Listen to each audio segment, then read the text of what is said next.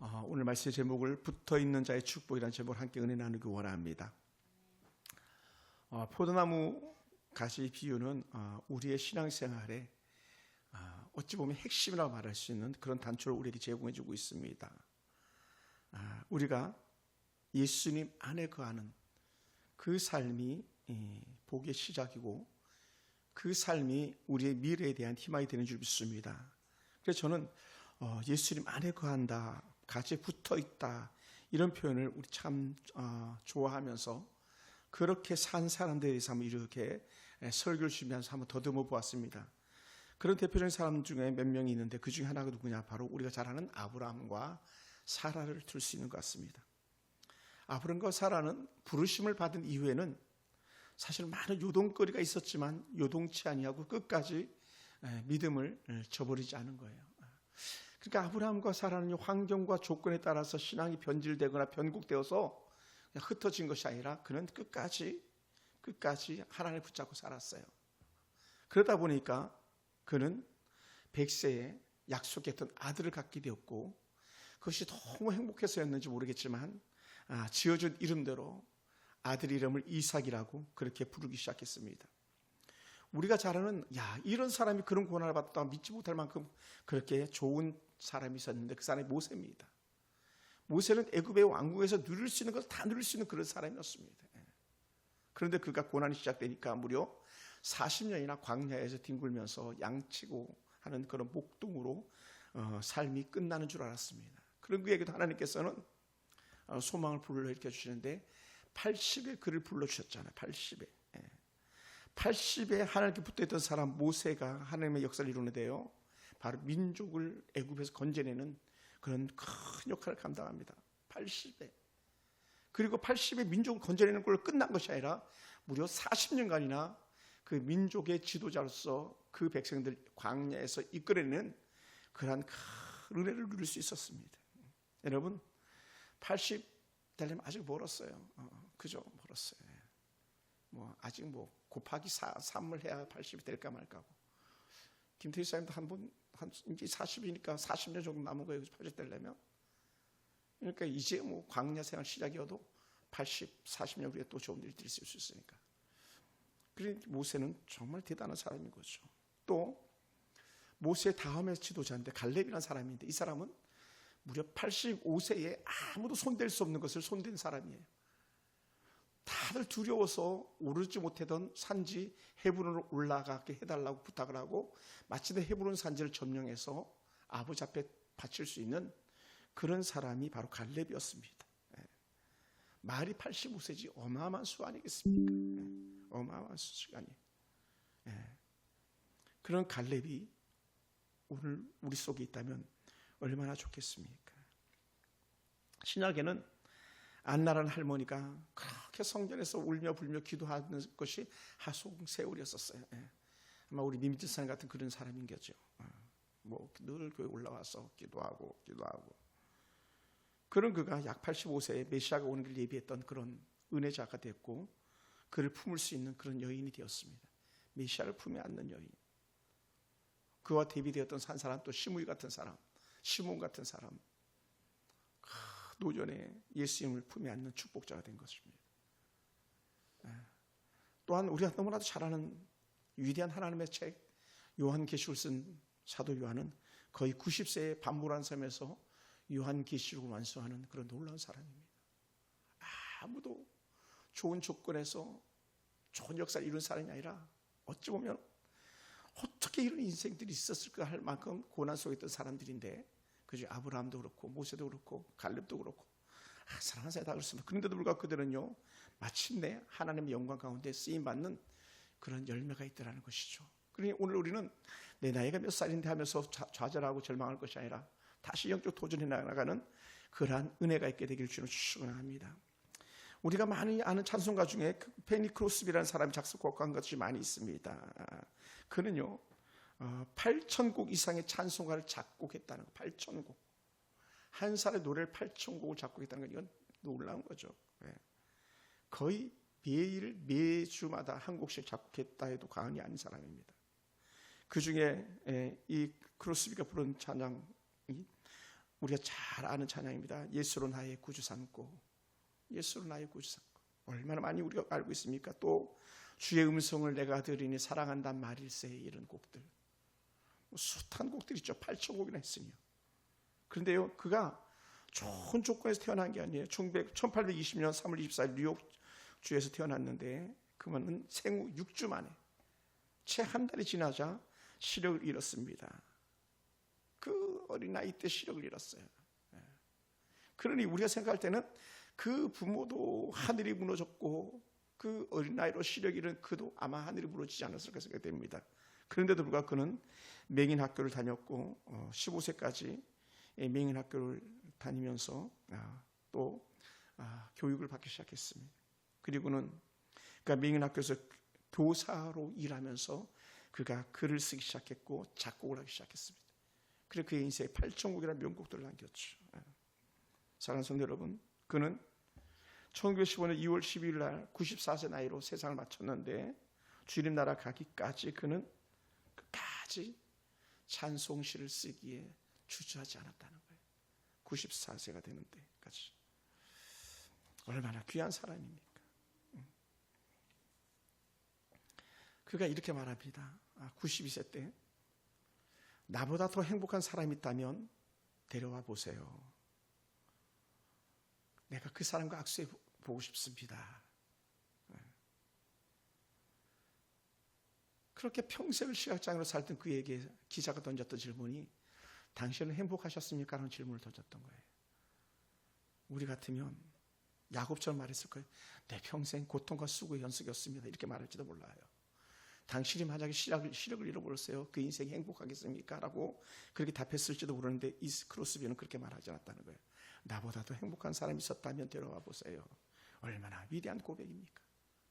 우리는 어쩌면 그렇게 우리 불만족스럽고 불평스러운 것들이 많은데 이 크로스비는 위대한 하나님의 사람답게 나보다 더 행복한 사람, 나보다 더 행복한 사람, 그런 사람이 있다면 데려와 보라 할 만큼 그는 행복한 삶을 누리다 갔던 그런 사람인 거죠.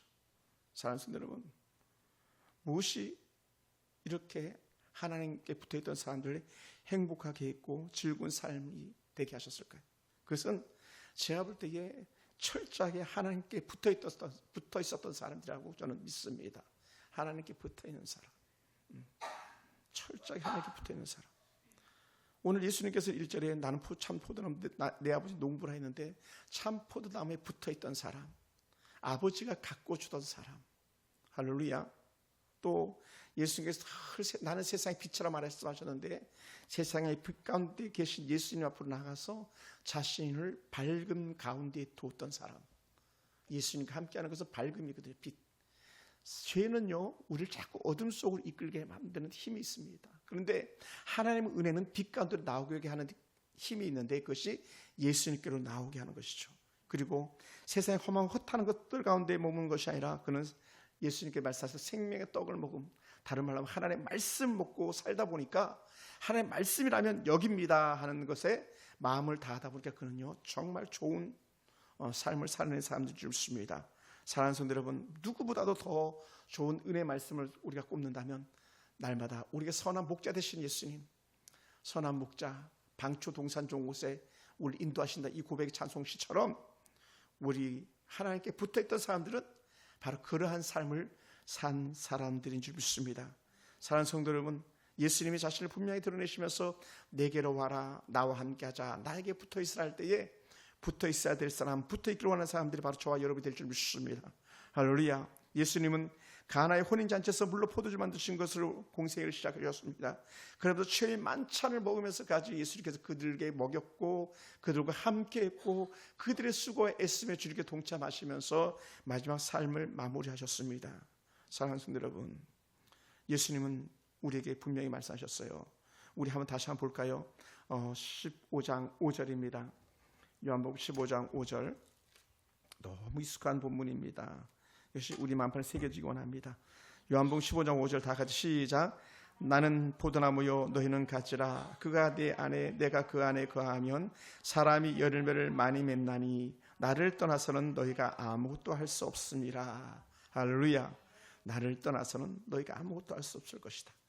포도나무에 붙어 있는 가지, 그 가지가 나무에서 떨어질 순간은 죽음밖에 없는 거죠. 우리는 이 포도나무 안에 있는 가지의 은혜가 있음을 믿으시기 바랍니다. 예수님을 떠나서는 아무것도 할 수 없다는 말에 우리는 때로는 동조하기 싫을 수도 있습니다. 우리가 지금까지 해온 게 있는데 이렇게 말할지도 모릅니다. 그러나 정작 돌아보면 우리가 믿음으로의 눈으로 바라보고 은혜의 시선으로 바라본다면 우리는 똑같이 고백하게 될 거예요. 모든 것이 전적인 하나님의 은혜였다고요. 모든 것이 하나님의 은혜. 제가 돌아보니까 정말 하나님의 은혜뿐이었던 거예요. 얼마나 많은 위기들이 있었고 얼마나 많은 아픔들이 있었습니까? 여러분이 알게 모르게 하늘이 무너지는 것 같은 그런 날들도 수도 없이 저는 보낸 적이 있었습니다. 그런데 돌아보면 견딜 수 있었던 것이 하나님의 은혜였었던 것이죠. 은혜. 다 은혜뿐이었어요. 사랑하는 성도 여러분,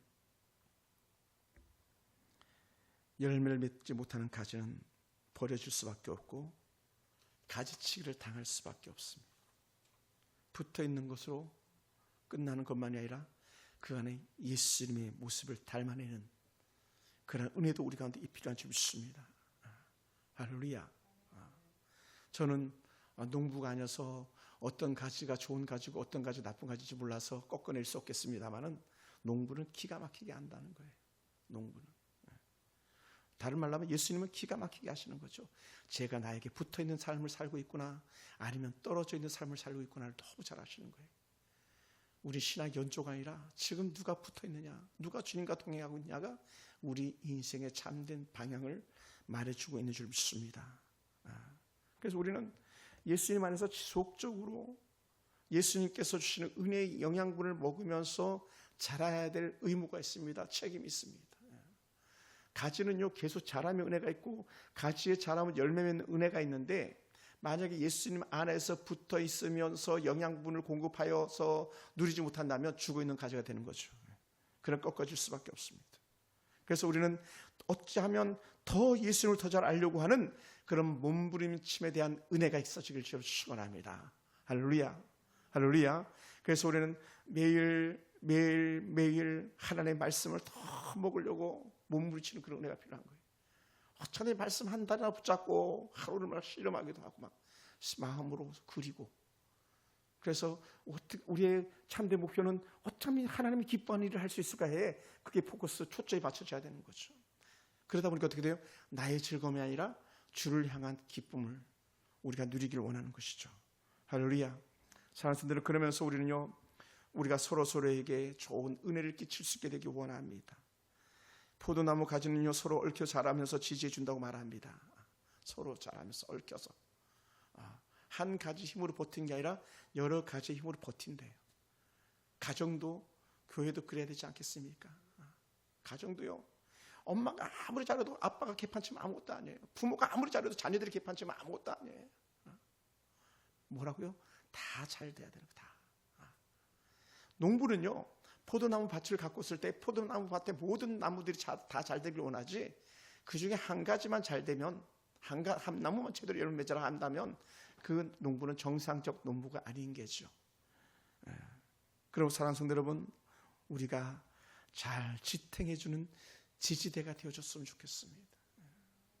옆에 있는 좀 더 약한 가지를 할지라도 무시하지 않고 그 가지를 붙들어 줄 수 있는 그런 은혜 넘어져 있는 사람이 있다면 일으켜 줄 수 있는 그런 은혜가 우리 가운데 정말 필요하지 않을까 생각됩니다. 할렐루야. 제가 참 마음 아팠던 것이 뭐냐면 우리 민집사님 생각하면 마음이 많이 아팠던 거예요. 아무도 그를 도와줄 자가 없잖아요. 아무도 그의 거처에 대해서 도와줄 자가 없는 그 아들 놈들이 있으면서도 전화도 안 받고 문자도 안 받고 얼마나 불쌍한지 제가 마음이 아팠어요. 그러면서도 저도 힘들고 할 수 있는 게 한계가 있기 때문에 그런데도 불구하고 그분을 도우려고 몸부림치는 그 마음들이 저만이 아니라 우리 교회 성도들 가운데도 계신 줄 믿습니다. 아주 오래전에 아주 오래전에 어느 권사님이 쫓아냅시다, 저런 사람도 사랑해야 됩니까 할 때에 그래도 사랑해야 됩니다. 이것 때문에 교회가 큰 분란이 일어났던 적이 있었어요. 그리고 그게 벌써 3년, 4년, 5년, 6년, 7년이 지나간 거예요. 가지를 자를 수 있는 권한은요, 농부에게 있어요. 농부에게. 우리에게 있지 않아요. 아버지께 있어요. 그래서 이렇게 말씀하시는, 너희가 내 안에 거하고 내 말이 너희 안에 거하며 무엇이든지 원하는 대로 구하라 했는데, 예수님 안에 누가 계시냐? 아버지가 계셨던 거예요. 그러니 아버지와 주님은 하나였었고, 우리가 주 안에 거하는 순간에 주님과 우리가 하나가 되고 아버지와 우리가 하나가 되고, 그러다 못해 우리 삶에 은혜문이 열리기 시작한 줄 믿습니다. 그럼 어떻게 돼요? 열매를 많이 맺는 일이 이렇게 되는 거예요. 네. 그렇기 때문에 우리는 뭘 해야 되냐? 날마다 포도나무 된 우리가 할 수 있는 것이 있다면 예수님의 진정한 사랑을 몸소 실천해 나가는 거예요. 그런데 여러분, 이게 너무 어렵기 때문에, 너무 힘든 일이기 때문에 이것 하나 하라고 예수님께서 사랑을 보여주셨는데, 그것의 강도가 무엇이었습니까? 십자가에서 죽으심이었던 거예요. 십자가에서 죽으심. 여러분, 부모가 자식을 위해서 죽어주겠습니까? 자식이 부모를 위해서 죽어주겠습니까? 만약 그런 자식이 있고 그런 부모가 있다면 그 사람은요, 십자가 사랑을 실행하는 사람이죠. 십자가의 삶을 살아내는 사람, 십자가의 사랑을 실천하는 사람. 왜요? 우리 주님께서 그냥 야 내게 붙어 있으라고 말하지 않고, 그렇게 그냥 거기서 끝나지 않고 내가 너희들 위해서 목숨을 버리노라라고 말씀하시는 요한복음 10장이 있었던 거예요. 양의 목자장 되시는 예수님. 사랑하는 성도 여러분, 그렇다면 우리도 마찬가지 어떻게든지 때로는 성에 차지 않지만 품어주려고 하는 몸부림치는 사랑의 모습이 우리 가운데 있어야 되는 거예요. 우리 아빠는 모자라니까 쫓아내고, 우리 엄마는 모자라니까 쫓아내고, 우리 어떤 성도는 모자라니까 쫓아내고, 이런 것이 삶이 아니라 모자랄수록 더 품어주려고 하는 몸부림치는 모습이 우리 가운데 있어야 될 줄 믿습니다. 할렐루야, 할렐루야. 그래서 예수님의 사랑을 보다 더 가까운 지인들에게, 이웃들에게, 가족들에게 실천해 나간다면 우리 사회는 정말 행복한 사회가 될 줄 믿습니다. 근데 악한 사단은, 마귀가 가장 좋아하는 게 뭡니까? 깨는 거거든요. 깨는 거. 사람들의 관계를 깨고, 가정을 깨고, 교회를 깨고, 국가를 전복시키고, 이거 다 사단이 하는 거예요. 정치, 그런 놈들이 있다면 그건 사단의 도구로 쓰임받는 거예요. 하나됨을 깨는 것이 있다면 사단의 도구로 쓰임받는 거예요. 오늘 철저하게 우리는 하나님 앞에서 사랑의 실천으로 함께하게 하는, 다시 말하면 하나가 되게 하는데 우리가 쓰임받게 되길 주로 축원합니다. 그래야만 정말 진정한 좋은 열매를 맺는 나무가 될 줄 믿습니다. 할렐루야. 여러분, 기도의 아버지 조지 뮬러는 약 5만 번 이상 기도응답을 받았다고 말하는데, 이 5만 번 이상 기도응답의 제목들이 무엇이었습니까? 내가 이 아이들을 돌보기 원합니다 하면서 그렇게 고아원을 운영하면서 필요한 것들을 구해서 응답받았던 것이 5만이에요. 이 조지 뮬러가 내가 배가 고파요, 내가 좀 더 좋은 옷 입고 싶어요, 내가 좋은 집에 살고 싶어요, 그렇게 기도한 것이 아니라, 하나님 내가 어쩌면 주를 위해서 살겠습니까? 어떻게 하면 저 아이들 책임질 수 있겠습니까? 라고 고백하면서 기도했던 것들이 바로 5만 번 기도의 5만 번의 응답이라는 거예요. 우리가 잘 아는 것처럼 여러분, 우유가 필요할 때에 우유를 놓고 기도하면 우유가 오고, 빵이 필요할 때 빵을 놓고 기도하면 빵이 오고, 그것은요 뮬러의 배를 채우기 함이 아니라 밀려가 돌보고 있는 그 유약한 어린아이들 돌볼 때에 그런 역사들이 일어났던 것이죠. 그래서 이 조지 뮬러는요, 고아원 운영에서 한 번도 직접적으로 누구에게 돈 주세요라고 말해본 적이 없다고 말합니다. 그럼 어떻게 그 문제를 다 해결받았는가? 하나님 안에 붙어있음, 하나님의 구함, 그래서 고아원에 필요한 재정들을 채워주셨다고 그렇게 고백해요. 철저하게 포도나무이신 예수님께 붙어있는 사람, 조지 뮬러가 아니었을까 생각됩니다. 사랑하는 성도 여러분, 저는 오래전에 창끝이라는 그런 영화를 본 적이 있습니다. 아주 유행했던 그런 영화 중에 하나입니다. 미션 영화였죠. 창끝. 그것은 짐 엘리엇이라는 한 선교사에 대한 그런 영화 스토리였었어요. 에콰도르의 와우라니라는 부족에게 복음을 전하러 갔다가 복음도 제대로 전하지 못하고 내리자마자 와우리 부족에게 죽었어요. 짐 엘리엇이 죽었습니다. 그러니 얼마나 참담했겠습니까? 그런데 그 남편이 복음도 전하지 못하고 가서 순교한 그 현장에 그의 아내 엘리자베스 엘리엇이 가가지고 그곳에서 다시 복음의 씨앗을 심기 시작하는데, 거기서 자신의 남편을 죽였던 그 사람이 장로가 되는 역사가 나타나는 거예요. 어쩌면 하나님께서는 이렇게 정말 비극적인 것 같은 스토리인데 극적인 스토리로 그렇게 만들어 가시는 것을 바라보게 됩니다. 어찌 보면 예수님은 그 짐 엘리엇이라는 한 사람의 죽음을 통해서 나는 얘를 건지기를 원했어라고 한다면 우리는 할 말이 없는 거예요.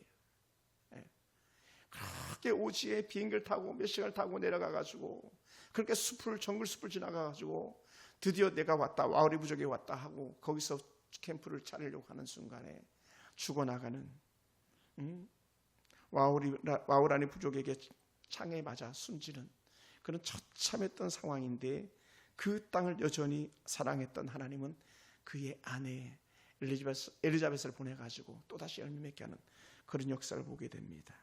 사랑하는 성도 여러분, 우리가 주님의 은혜 안에 있다면요, 나의 부요함이 아닌데 우리는 자꾸 나의 부요함 때문에 우리는 실망하고 좌절할 때가 많아요. 제가 가져야 될 미션이에요. 하나님, 제가 더 크신 하나님을 바라볼 수 있게 도와주세요라고 저희가 기도해야 될 때 여러분이 저를 위해서 기도해 주셔야 됩니다. 하나님, 내가 더 크신 하나님을 바라볼 수 있게 도와주세요. 사람이 아니라, 인생이 아니라. 여러분, 저 멀리 의정부에 와서 저를 돕겠다고 했던 사람도 사고만 치고 다른 교회로 갔잖아요. 그 많은 사람들이 반짝하다가 다 사라져버리고 말잖아요. 근데 주님은요, 여전히 내가 너의 곁에 있다라고 말해주는 줄 믿습니다. 여전히 여러분이 그 어떤 환난 가운데서 그 어떤 때로는 실패와 좌절과 절망을 맛본 그 순간에도 하나님께서 여전히 말씀하시고 계신 줄 믿습니다. 너가 그때 헤맬 때에, 너가 그때 나를 모른다 할 때, 그때도 나는 여전히 너와 함께하고 있었어. 너의 가지 꺾어내지 않았어라고 말씀하신 것입니다. 만약에 우리가 완벽해야만 붙어있는 가지였다면 우리는 붙어 남아 있을 수 있는 사람이 아무도 없는 거예요. 아무도 없어요. 열매 맺을 수 있는 사람은 아무도 없습니다. 그러므로 오늘 우리는 이 나는 포도나무 내 아버지 농부라는 이 말씀을 우리 만판에 새기면서 내게 붙어있어 말씀할 때 오늘 그것이 우리의 큰 위로가 되기 원하고 우리의 새로운 영적 결단이 된다면 우리는 요한복음 15장이 새롭게 보이기 시작할 것이고 우리가 하나님 은혜 안에 어떻게 살아야 될 것을 깨닫게 될 줄 믿습니다. 할렐루야. 여러분, 인도에 정말 그 선교의 아버지라고 불리는 윌리엄 캐리가 있습니다. 윌리엄 캐리. 그는 인도에서 무려 41년 동안 사역을 했습니다. 여러분, 지금도 인도는요 비극적인 그런 나라입니다. 비참함의 나라입니다. 지금도 여성들은 대우받지 못하는 그런 나라입니다. 그런데 거기에서 이 윌리엄 캐리가 가가지고 수많은 실패를 거듭함에도 불구하고 그 인도를 버리지 않고 그곳에 머물면서 하나님의 거룩한 복음을 전했던 그런 사람이에요. 끝까지 포기하지 않고 사역을 해나갔습니다. 끝까지. 그러다 보니까 열매가 하나 둘 흔적 없이 맺기 시작하는 거죠. 그는 왜 그가 인도를 포기하지 않았는가? 그 안에 예수님이 계셨기 때문인 거예요. 예수님이 계셨기 때문에. 우리는 그 주님을 생각한다면 우리 가정 혹은 우리 가족들 혹은 우리의 주변, 우리의 이웃들, 우리 교회들을 함부로 포기할 수가 없는 거예요. 누구도 그럴 수 없습니다. 그럴 자격은요 아무에게도 없습니다. 오직 누구에게 있냐? 농부 되시는 하나님께 그 자격이 있는 거예요. 하나님만이 가지를 쳐낼 수 있는 자격이 있어요. 그 외에는 아무도 없습니다. 사랑하는 성도 여러분, 우리가 가지처럼 연약하고 이약하고 병약해 보이는 것 같지만 그런데 열매는요 원 가지가 아니라 굵은 가지가 아니라 작은 가지에서 열매가 맺는 거예요. 얼마나 그 신기합니까? 오래된 전통에서 열매 맺는 것이 아니라 우리 속에 새살이 돋아나는 그 은혜 가지고 열매 맺는 삶이 시작되는 줄 믿습니다. 그러면 사랑하는 성도 여러분, 우리가 지난날의 모든 삶을 되돌아보면서 하나님, 내가 더 좋은 열매 맺기 원합니다. 더 새로운 은혜 나누기 원합니다. 그래서 우리 이렇게 기도하기를 원합니다. 하나님, 내가 지금 하나님 은혜가 필요합니다. 하나님, 지금 내가 하나님 은혜가 필요합니다. 지금 내게 새 열매가 필요합니다. 주여 나를 도우소서라고 하는 그런 고백이 필요한 줄 믿습니다. 그러면서 사랑하는 성도 여러분, 우리가 더 예수님과 깊은 관계를 맺을 수 있기 원합니다. 그 안에서 보다 더 조금씩이라도 더 세상에 도달하는 은혜가 있기 원합니다. 제가 손톱을 깎아보는데요, 때로는 손톱을 너무 잘못 깎아가지고 바짝 깎아가지고 힘들 때가 있습니다. 그런데 어느 날 보면은 나도 모르게 그 손톱이 다 자라가 정상이 되어 있는 거예요. 그리고 제가 지난번에 주방에 뭐 좀 정리한다가 어디 찔렸어요. 찔려가지고 막 물고기한테 찔려가지고 그냥 아팠어요. 그리고는 계속 거칠거칠하다가 하더니 어느 날 보면 거의 다 나아 있는 거예요. 은혜는요, 때로는 투박해 보이고 때로는 거칠어 보이지만 그 안에서도 뭐 하고 있는가? 점점 자라가고 있는 그런 모습이 있는 거예요. 아무도 없는 것 같아도, 또 아무것도 없는 것 같아도 우리 안에 예수님이 계시면 우리는 다 있는 거예요. 다 자라고 있는 중인 줄 믿습니다. 그러면 사랑하는 성도 여러분, 이 말씀을 마무리하겠습니다. 우리가 서로 힘을 얻게 하길 원합니다. 가지가 서로 걸쳐서 힘을 지탱해 주면서 자라가듯이, 그리고 그 가지가 맺도록 열심히 농부가 가꿔주는 것처럼 우리 삶을 뒤에서 서포트 후원해 주고 계시고 인도해 주시는 그 하나님을 바라보면서 우리가 실망치 않는 삶을 살아내기 원합니다. 예수님이 우리 인생의 모든 삶을 개입해 주시길 원하는 그런 고백이 저와 여러분 고백되기 원합니다. 예수 그 이름만 들어도 가슴이 설렌다면, 우리 가슴이 뛴다면 우리가 진짜 그리스도인인 줄 믿습니다. 할렐루야. 기도하겠습니다.